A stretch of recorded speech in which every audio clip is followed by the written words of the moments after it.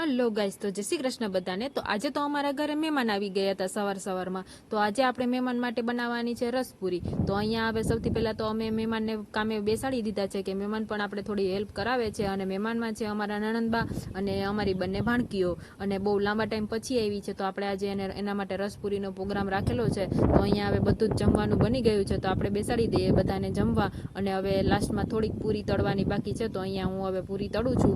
અને આપણે ગરમા ગરમ પૂરી મહેમાનને આજે જમાડવાની છે। તો અહીંયા સરસ મજાની પૂરી તળાઈ છે, અને પૂરીની સાથે સાથે અહીંયા મસ્તનું જમવાનું બની ગયું છે। તો હું તમને બતાવું છું। જો અહીંયા સરસ મજાની પૂરી સાથે છે તળેલા મરચા, રસ અને બાફેલા બટાકાનું શાક, અને સાથે છે છાશ। અમે આવ્યા છે મારા મામાના ઘેર વેકેશન કરવા। અમે રસ પૂરી ખાધા। અમે રસ પૂરી ખાધા। તો મસ્તનું બનાવ્યું છે। મસ્તનું બનાવ્યું। પપ્પા હું મુજે બનાવું। અરે